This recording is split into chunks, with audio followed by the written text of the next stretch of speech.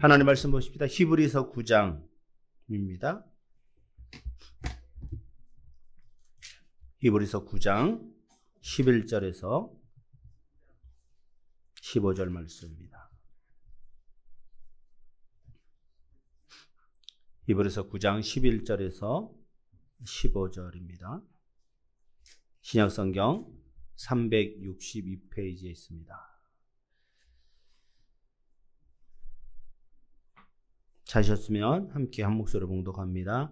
그리스도께서는 장래 좋은 일의 대제사장으로 오사 손으로 짓지 아니한 것 곧 이 창조에 속하지 아니한 더 크고 온전한 장막으로 말미암아 염소와 송아지의 피로 하지 아니하고 오직 자기의 피로 영원한 속죄를 이루사 단번에 성소에 들어가셨느니라.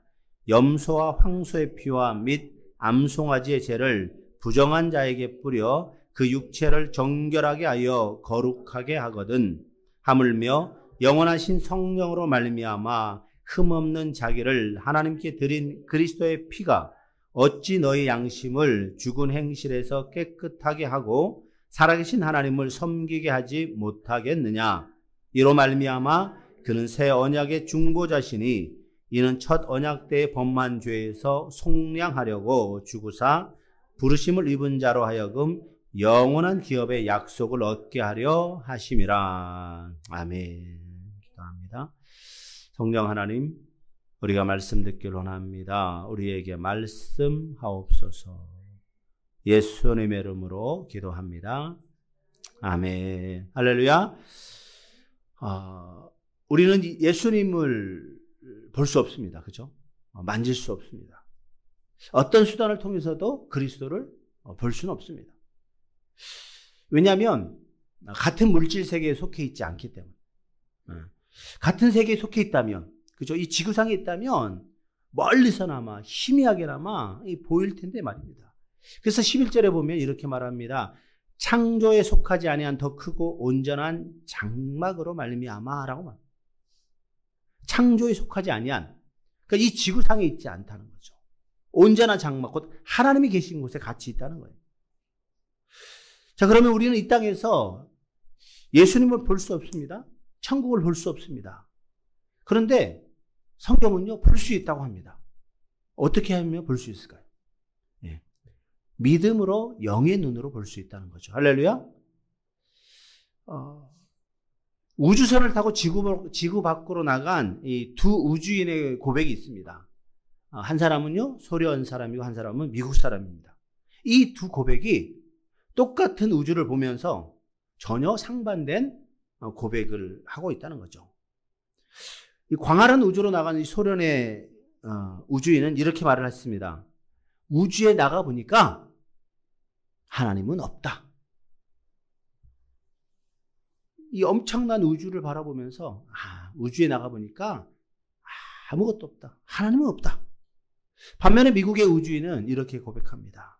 과연 우주 밖에 나가봤더니 하나님이 계시더라.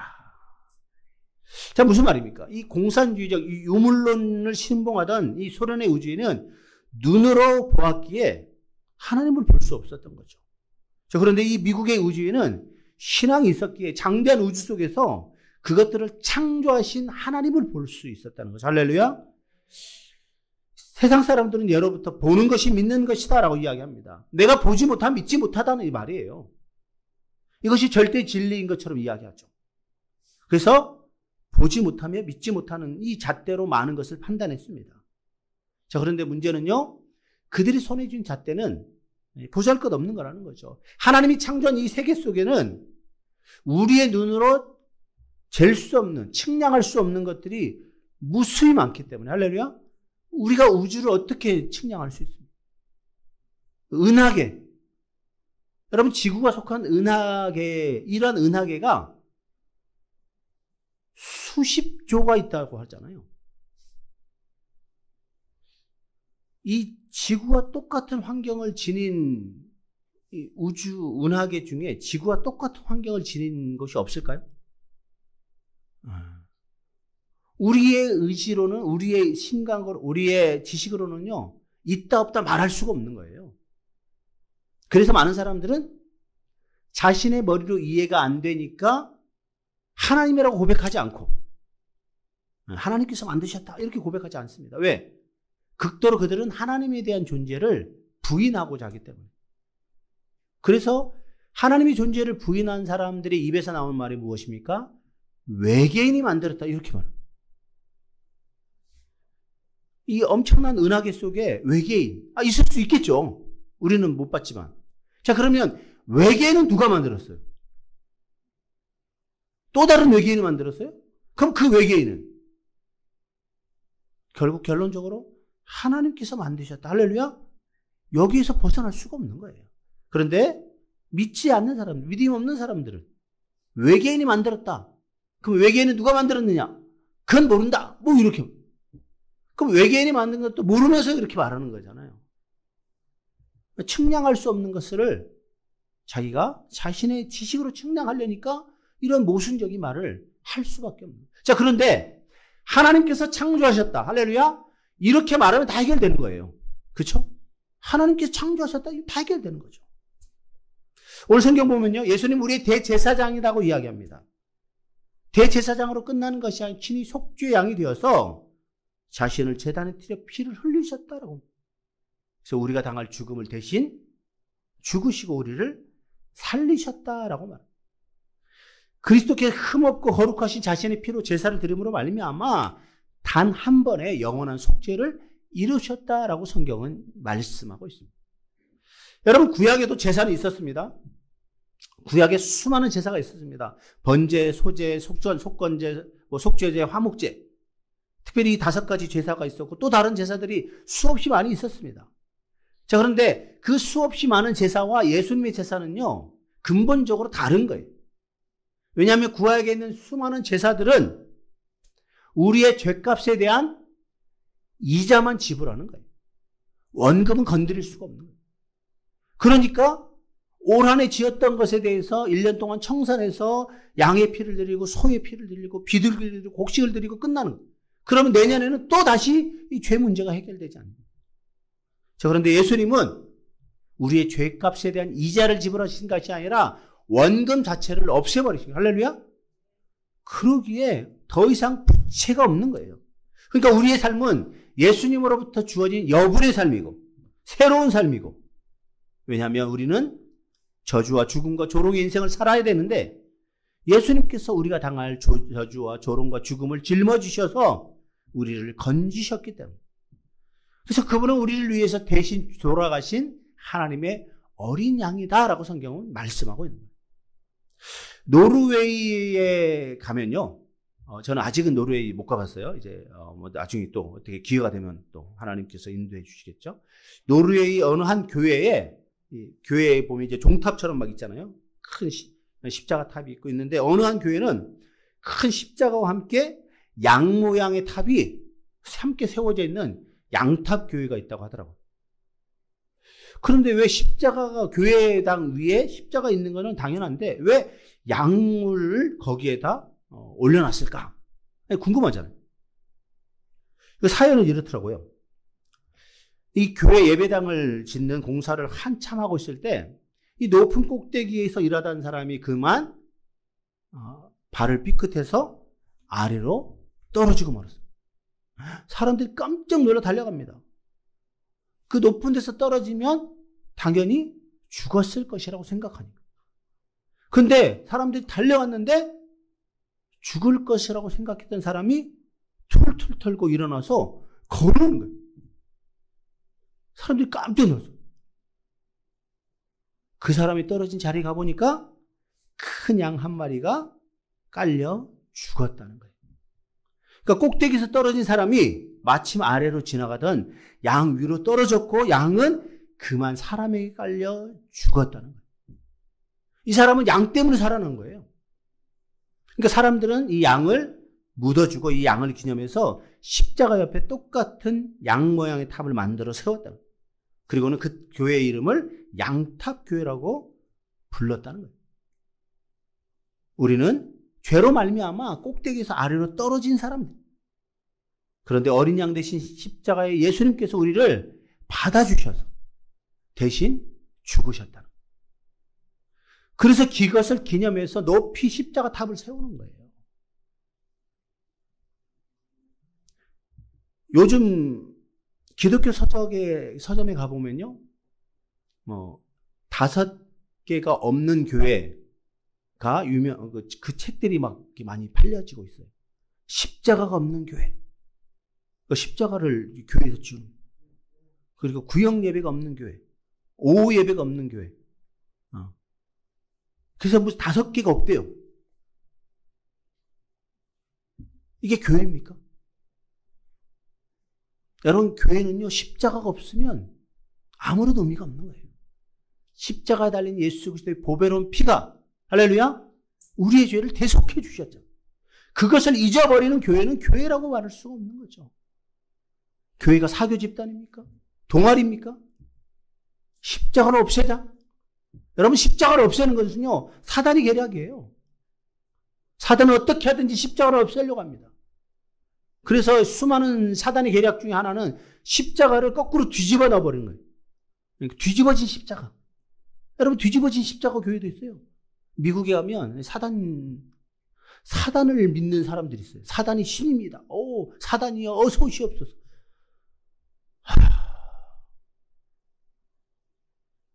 이 엄청난 이 상황 속에 살아가고 있는 거예요. 미국에 있는 공립학교에서요, 성경을 가르치지 못하게 법으로 금지하고 이런 것들이 많이 생겼어요. 그리고는 이제 동아리들이 많이 하는데, 사단교라고 해서 동아리가 들어와요. 어린아이들에게 사단 분장하고 염소뿔 달고 기괴하게 막 화장하고, 그리고는 사탄경을 읽어주는 거예요. 동성애에 대해서 찬성하고, 이런, 어떻게 하든지 이 하나님의 말씀을 뒤집고 왜곡시키려는 시도가 지금 다양하게 일어나고 있어요. 여러분, 지금 우리나라도 쉽지 않습니다. 어린이집 원장들의 이제 보수교육을 이제 하는데, 거기에 동성애에 대해서 가르칠 수 있도록 거기 책자에 나와 있어요. 그래서 지금 그것을 아는 믿음 성도들이 그 청원을 올렸어요. 그러한 것을 가르치지 못하도록. 5만 명 이상이 이제 청원하면 이렇게 된다고. 오늘까지 됐는데 잘 모르겠어요. 그래서 내가 얼마나 황당하잖아. 어린이집이면요, 어린이집 교사들이 원장이 보수교육을 받으면 교사들한테 가르치고 교사들이 애들한테 가르치면, 여러분, 어린이집은요, 0세부터 6세, 7세까지, 5, 6, 7세, 이런 애들이 그런 교육을, 여러분, 이 세상은 점점 미쳐가고 있어요. 왜요? 죄로 말미암아, 사단으로 말미암아 미쳐가고 있는 세상이에요. 거기서 우리가 정신 바짝 차리지 않으면 무너지고 넘어지는 거예요. 예수님께서 우리를 대신해서 십자가에서 죽으셨지만, 예수님은 지금도 우리를 살리기 위해서 죽음을 원하신다. 교회가 예수님처럼 양이 되어서 사람들을 살리기 원하신다. 그래서 교회가 죽어야 되는 거예요. 예수님 따라 사는 삶. 그게 어떤 삶이겠습니까? 섬기는 모습으로 나타나야 돼요. 희생하는 모습으로 나타나야 되고, 자기를 드러내는 것이 아니라 예수 그리스도를 드러내야 되고,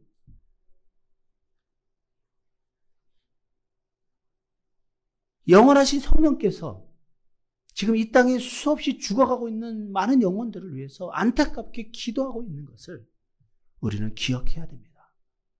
우리의 자녀들이 언제 어느 순간, 우리 손자 손녀들이 언제 어느 순간 그런 유혹에 미혹에 넘어갈 수 있다는 것을 알아요. 그래서 우리는 계속해서 말씀 안에 살아갈 수 있도록, 할렐루야, 신앙을 전수해야 될 필요가 있다는 것을 기억해야 됩니다. 자, 13절 말씀을 같이 읽습니다. 13절입니다. 염소와 황소의 피와 및 암송아지의 죄를 부정한 자에게 뿌려 그 육체를 정결하게 하여 거룩하게 하거든. 염소, 황소의 피, 인간의 죄를 속하기 위해서 제사를 드릴 때 사용되는 거죠. 암송아지의 죄, 암송아지를 다 태우고 남은 것이 죄잖아요. 시체나 기타 부정한 것을 만져서 더러운 자를 깨끗하게 하기 위해서 정결례를 살 때 이 죄를 물에 섞어가지고 물을 먹게 했어요. 민수기에 보면 그러면 깨끗해질 것이다라고 말씀. 자, 그런데 여러분 쉽게 생각해 보세요. 짐승의 피, 암송아지의 재, 이것을 사람에게 뿌리면 거룩하고 깨끗하게 된다라고 말씀하고 있어요. 자, 그런데 실제적으로 사람이나 물건에 재를 뿌리면, 피를 뿌리면 깨끗해지겠습니까? 더 더러워지죠. 근데 하나님은 거룩함과 정결함을 위해서 재를 뿌리고 피를 뿌리라고 그랬어요. 아니, 우리의 상식적으로는 좋은 세제로 몸을 씻어라. 그죠? 요즘 나온 좋은 비누로 몸을 깨끗하게 하라. 너의 옷을 빨아라. 이렇게 말할 수 있는데 그러지 않아요. 거룩함과 정결함을 위해서 피를 뿌리고 재를 뿌리라는 거예요. 자, 그러니까 하나님이 보시는 정결함과 거룩함이란 우리의 눈에 보이는 정결함과 거룩함과 다르다는 거예요. 우리의 정결함과 깨끗함은 우리는 우리의 눈에 보일 때 그것이 거룩함과 정결함이라고 생각하는데 하나님은 그렇지 않다는 거예요. 하나님이 보시는 깨끗함과 정결함은 영적인 차원의 깨끗함을 말하는 거예요. 다시 말해 우리의 눈을 기준으로 하는 것이 아니라는 거예요. 내가 볼 때 깨끗하지 않은 것 같은데 하나님의 눈에 볼 때는 깨끗하다는 거예요. 할렐루야? 그러면 그것이 깨끗한 거죠. 그래서 14절에 이렇게 말합니다. 하나님께 드린 그리스도의 피가 어찌 너희 양심을 죽은 행실에서 깨끗하게 하고 살아계신 하나님을 섬기게 하지 못하겠느냐. 그리스도로 말미암아 구원받으려면 정결하게 돼야 되는데 이 정결하게 된 자만이 하나님을 섬길 수 있는데 자, 우리가 정결하게 되려면 어떻게 됩니까? 예수 그리스도의 피로 우리를 깨끗하게 할 수 있다는 거예요. 할렐루야? 예수 그리스도의 피 공로가 아니면 우리는 정결할 수 없는 사람. 간혹 성도들 가운데요. 어떤 사람도 이렇게 말합니다. 십자가 은혜를 잘 알고 있는데 하나님께서 언젠가 자신의 죄를 물을까 봐 두려워서 불안에 떨어 있는 사람이 있어요. 마지막 날 하나님의 심판대 앞에 자기의 죄를 물어볼까 봐. 여러분, 이것은요. 그리스도의 십자가의 피를 안 믿는 거예요. 성경은 분명히 말씀합니다. 예수 그리스도의 십자가 피로 말미암아 우리는 거룩하고 정결함이 되었다. 할렐루야? 끝난 거예요. 우리의 죄에 대해서 하나님 묻지 않으셔요. 우리가 십자가 앞에 나갈 때, 하나님의 심판대 앞에 나갈 때 우리의 몸에 있는 거룩함과 정결의 피로 말미암아 하나님이 우리를 어떻게 해요? 더 이상 죄에 대해서 묻지 않으신다는 거예요. 그래서 계시록 9장에 보면요. 마지막 날 심판을 내리기 전에 먼저 당신의 백성들을 일일이 찾아다니는 천사가 그의 이마에 표를 한다는 거 약속합니다. 그리스도의 십자가가 그와 함께 있다는 것을 상징적으로 보여주는 거죠.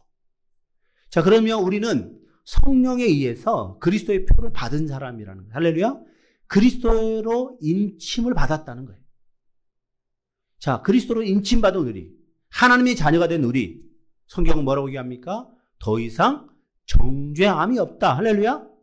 정죄하지 않겠다라고 말합니다. 하나님이 우리를 정죄하지 않는데 내가 내 자신을 정죄하고 있어요. 여러분, 이것이 신앙의 연약함이기 때문에 그렇죠. 여러분 자신을 정죄하지 마십시오. 권사님 그렇게 살아서 되겠어요? 집사님 그렇게 살아서 되겠어요? 목사님 그래서 되겠습니까? 누가 판단하고 있어요, 지금? 왜 판단합니까? 그 사람이 하나님입니까?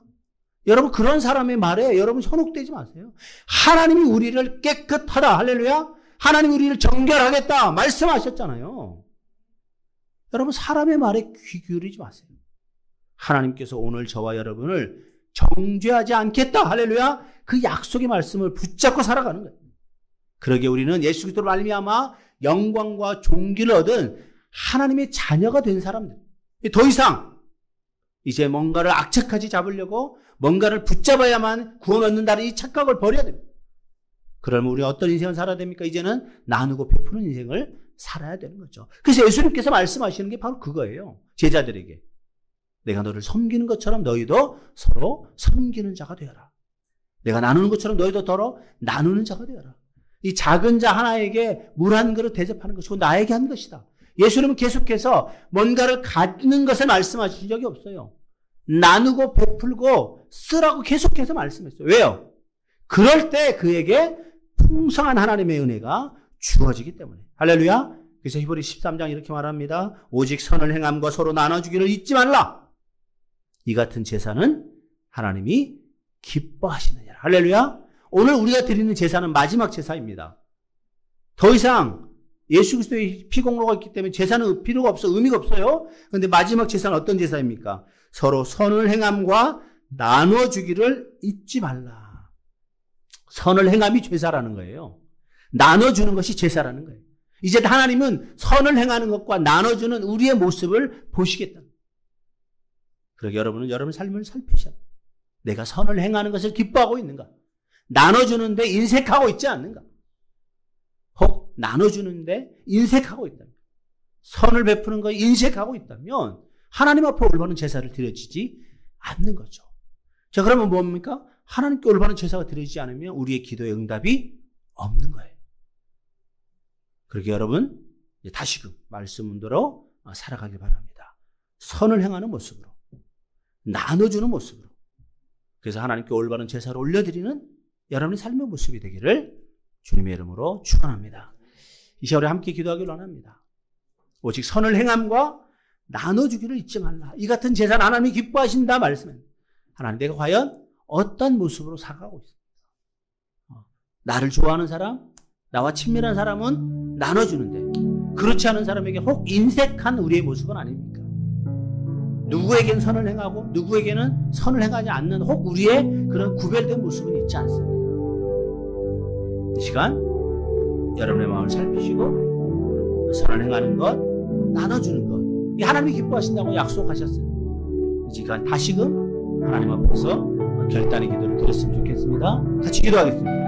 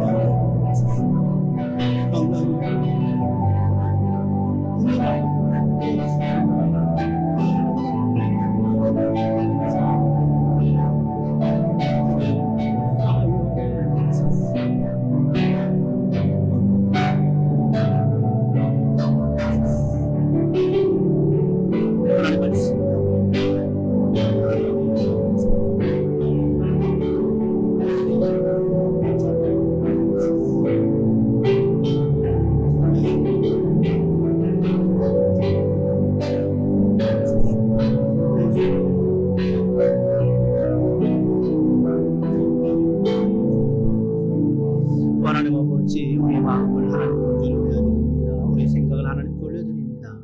하나님 아버지, 우리의 마음을 붙잡아 주시고 선을 행함과 나눠주는 그리스도인의 온일바른 모습이 우리의 삶 속에서 드러나며 살아갈 수 있도록 인도하여 주시옵소서.